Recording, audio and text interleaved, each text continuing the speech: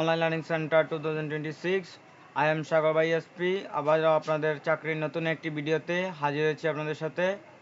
আজকের এই ভিডিওতে বস্ত্র ও পাট মন্ত্রণালয়ের কয়েকটি নিয়োগ বিজ্ঞপ্তি প্রকাশিত হয়েছে, এ নিয়ে আমরা আলোচনা করব। তো দেরি না করে চলুন ভিডিওটি শুরু করা যাক। তো প্রথমে আমরা পদের নাম, গ্রেড এবং বেতন স্কেল নিয়ে আলোচনা করব। প্রথমটি হচ্ছে 13তম গ্রেডের চাকরি, কম্পিউটার অপারেটর পদে। বেতন স্কেল হচ্ছে 11,000 থেকে 26,590 টাকা এবং এর পদসংখ্যা হচ্ছে 6টি, স্থায়ী 2টি এবং অস্থায়ী 4টি। আমি আবারও বলছি, পদসংখ্যা হচ্ছে 6টি, এর মধ্যে স্থায়ী হচ্ছে 2টি এবং অস্থায়ী হচ্ছে 4টি। এর জন্য আপনার শিক্ষাগত যোগ্যতার প্রয়োজন ও অভিজ্ঞতার প্রয়োজন। কোনো স্বীকৃত বিশ্ববিদ্যালয় হতে বিজ্ঞান বিভাগে স্নাতক সম্মান বা সমমানের ডিগ্রি এবং কম্পিউটার মুদ্রাক্ষরে প্রতি মিনিটে বাংলা 25 শব্দ এবং ইংরেজিতে 30 শব্দের গতিসহ সংশ্লিষ্ট বিষয়ে স্ট্যান্ডার্ড অ্যাপটিটিউড টেস্টে উত্তীর্ণ হতে হবে।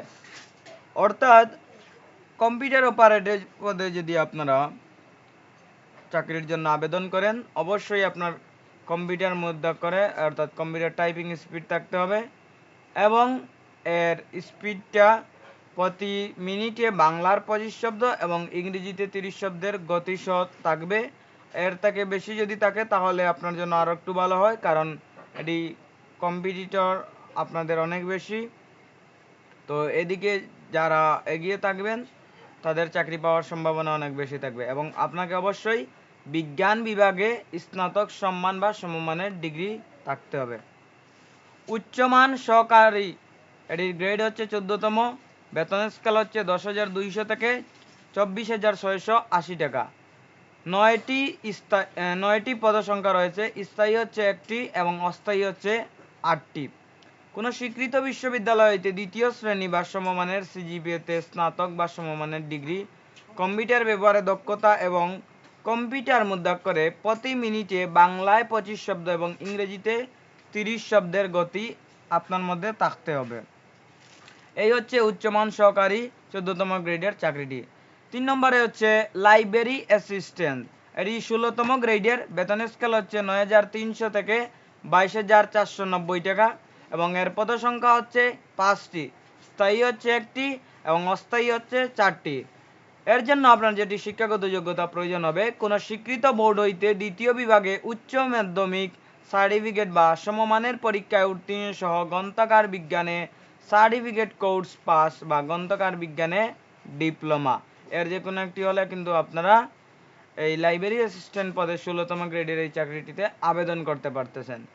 অফিস সহকারী কাম কম্পিউটার মুদ্রাক্ষরিক, এটি 16তম গ্রেডের চাকরি এবং এর বেতন স্কেল হচ্ছে 9,300 থেকে 22,490 টাকা এবং এর পদসংখ্যা হচ্ছে 20টি। এই ভিডিওর সব থেকে বেশি পদসংখ্যার যে সার্কুলারটি সেটি হচ্ছে অফিস সহকারী কাম কম্পিউটার মুদ্রাক্ষরিক, যাকে আমরা স্বাটলিপি বলে চিনে থাকি এবং এর পদসংখ্যা হচ্ছে, আমি আবারও বলছি, 20টি এবং স্থায়ী। তো এর জন্য আপনার যেটি প্রয়োজন হবে, কোনো স্বীকৃত বোর্ড হইতে অনন্য দ্বিতীয় বিভাগ বা সমমানের জিপিএতে উচ্চ মাধ্যমিক সার্টিফিকেট বা সমমানের পরীক্ষায় উত্তীর্ণ এবং কম্পিউটার ব্যবহারে দক্ষতা, কম্পিউটার মুদ্রাক্ষরে প্রতি মিনিটে বাংলায় 20 শব্দ এবং ইংরেজিতে 20 শব্দের গতি অবশ্যই থাকতে হবে। একেবারে লাস্ট হচ্ছে হিসাব সহকারী কাম ক্যাশিয়ার, এটিও 16তম গ্রেডের একটি চাকরি এবং বেতন স্কেল হচ্ছে 9,300 টাকা থেকে 22,490 টাকা এবং এর পদসংখ্যা হচ্ছে 2টি এবং 2টি হচ্ছে স্থায়ী। এর জন্য আপনার যেটি শিক্ষাগত প্রয়োজন, কোনো স্বীকৃত বোর্ড হইতে ব্যবসা বাণিজ্য গ্রুপে, অর্থাৎ আপনাকে কমার্সের স্টুডেন্ট হতে হবে, দ্বিতীয় বিভাগে উচ্চ মাধ্যমিক সার্টিফিকেট বা সমমানের পরীক্ষায় উত্তীর্ণ হতে হবে। এখন আমরা এগুলো আপনারা একটু পরে নেবেন। আপনারা অবশ্যই জানেন যে সরকারি চাকরির বয়সসীমা হচ্ছে 18 থেকে 32 বছর পর্যন্ত, এর বেশি বা কম হলে আপনার কিন্তু এগুলো গ্রহণযোগ্য হবে না। তারপরে দেখুন এখানে অনলাইনে আবেদন পূরণ ও পরীক্ষার ফি জমাদান শুরুর তারিখ হচ্ছে 16/8/2026 রবিবার সকাল 10 ঘটিকায় পোর্টাল খুলবে এবং 6/9/2026 খ্রিস্টাব্দ রবিবার বিকাল 5 ঘটিকার সময় এই সময়টি কিন্তু উত্তীর্ণ হয়ে যাবে। এর মধ্যে আপনারা আপনাদের অ্যাপ্লাইগুলো সম্পন্ন করে নেবেন। অ্যাপ্লাইয়ের জন্য আপনার 300x300 পিক্সেলের ফটো এবং 300x80 পিক্সেলের একটি স্বাক্ষর প্রয়োজন হয় এবং তারপর সেটি স্ক্যান করে নির্দিষ্ট স্থানে আপলোড করা প্রয়োজন পড়ে। তারপর আরেকটি বিষয় মনে রাখতে হবে যে ছবির সাইজ 100 কেবি এবং স্বাক্ষরের সাইজ 60 কেবি হতে হবে। তো এভাবে আপনারা যদি না বুঝেন তাহলে কম্পিউটার দোকানে গেলে আপনাদেরকে এই আবেদনটি করে দিবে। তো আবেদন ফিস ব্যাট সহ টেলিটকে আপনাদেরকে 112 টাকা পেমেন্ট করতে হবে। আর যদি আপনারা কম্পিউটার দোকানে গিয়ে আবেদন করেন হয়তো 150 টাকা বা 200 টাকা নিতে পারে। তো সেটি হচ্ছে আপনাদের নিজস্ব ব্যাপার। মোট পরীক্ষার ফি এবং ট্যাক্স সহ এখানে 112 টাকা বলা হচ্ছে। তারপর আপনাকে যেটা করতে হবে আপনার আবেদনের কপি এবং আপনার যে রুল রেজিস্ট্রেশন নাম্বার যেগুলো থাকবে এটা আপনার কাছে রাখতে হবে।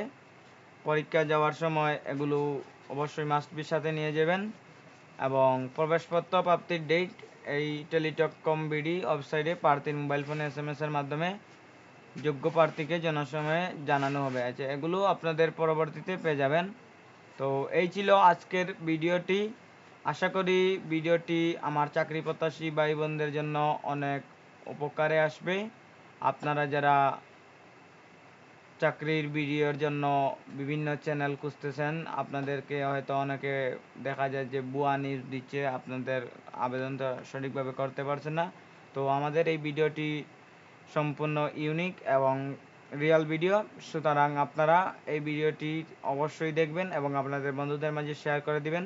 যারা যারা চাকরি প্রত্যাশী ভাই বোনেরা রয়েছেন আপনাদের জন্য দোয়া রইল। আপনারা চাকরি পাওয়ার পর যদি আমাদের এই ভিডিওটি দেখে থাকেন বা এই ভিডিওটি দেখে যদি আপনার পরবর্তীতে চাকরি হয়ে যায় অবশ্যই আমাদের ভিডিওটিতে একটি কমেন্ট করে জানাবেন আপনার চাকরি হয়েছে বলে। ধন্যবাদ সবাইকে।